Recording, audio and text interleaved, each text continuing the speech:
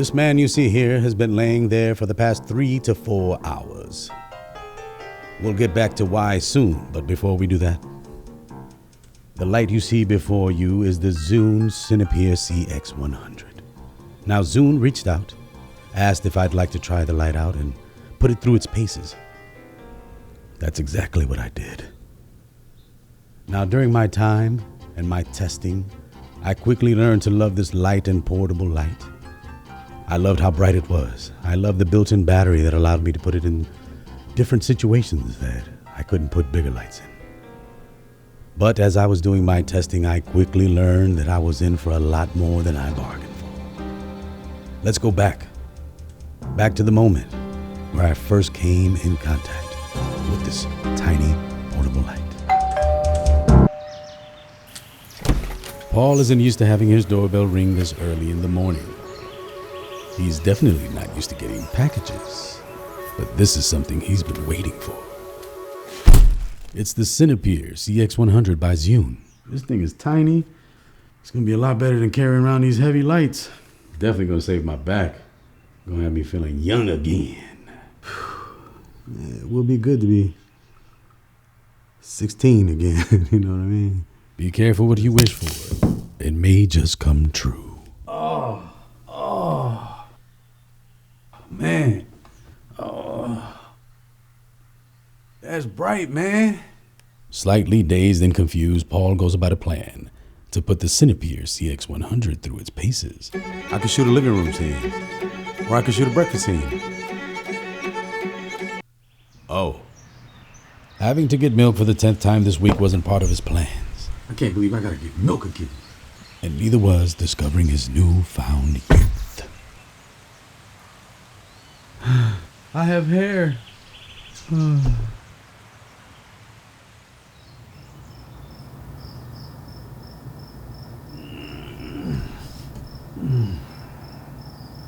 I can't believe I'm 16.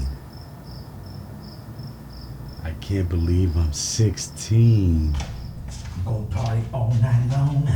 I'm gonna party all night long, baby.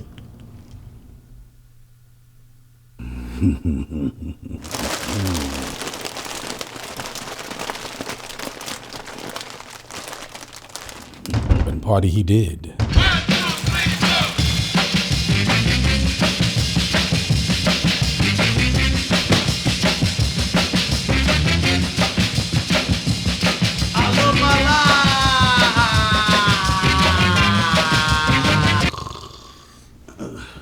Paul slept well that night and woke up a new man. Oh, that was crazy. Ugh. Let's go over what we did with this Cinepeer CX100. So right off top, I'll say that outside of the shot that you're looking at right now, everything was shot with just the Cinepeer CX100 and some natural light. Let's start with the living room scene. So with the living room scene, all I did was I threw the Cinepeer on a light stand and I just bounced it off the wall. So you can kind of see here, it's a little bit dark without that Cinepeer hitting the wall. And once you do that, it kind of helps fill in the key side and kind of, it also brings the ambience up in the room a little bit. And you'll quickly see it does that for pretty much every shot because we're not controlling it with a bunch of flags, anything like that. We just wanted to kind of use it in a quick run and gun type of setting. When we weren't bouncing it off the wall, we used the silicone dome that was included with the light.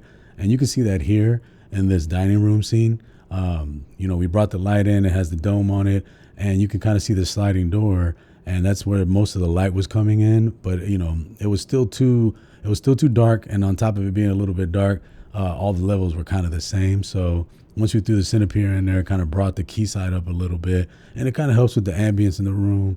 And it gives you a pretty decent looking shot with just the sun coming through the window and the Cinepeer CX100.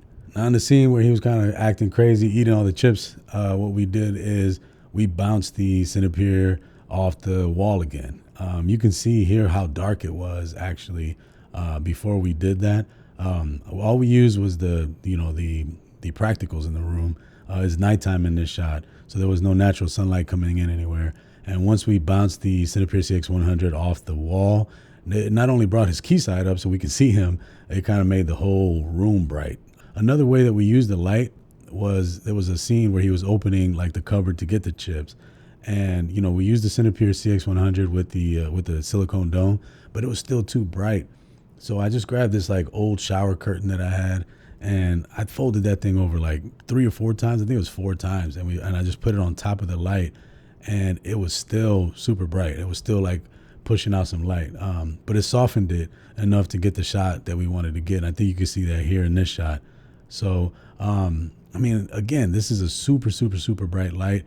And we were able to use it in all these different scenarios to kind of, you know, get the look that we wanted and able to do it quickly too. So to wrap things up with the pros and the cons and who's it for, let me start with the cons because there weren't too many cons. Is the number one, the build it's a plastic body. I wish it was metal, but at the same time, like for the price point, that'd be asking a lot. So I would say it seemed pretty solid, but I'd still, with any plastic light, I'd be careful. You can't just toss it anywhere. But again, for the price point, you can't really ask too much in terms of, you know, you're not going to get a all metal body for that price. The biggest con though for me was the fact that I didn't have full control over the brightness of the light. So I would love to be able to kind of control it from 0 to 100 and have all those steps in between. But this thing kind of goes from off to bright to like super bright. That makes it a little bit harder to control. You're not going to be able to use this in like a super professional setting, you know, unless you're just tossing it somewhere to kind of like act as like a street light on the background or something like that. But, you know, for what we were doing here, if you've got access to, you know, some fabric or some kind of like cloth or whatever to kind of like shoot the light through, or if you're using the dome or bouncing it, then you're not really going to have any trouble if you're doing, like I said, some run and gun type of projects. For pros, I would say it's pretty obvious. It's lightweight, it's portable, it's got a built-in battery that you can charge with USB-C. You can stick this light almost anywhere.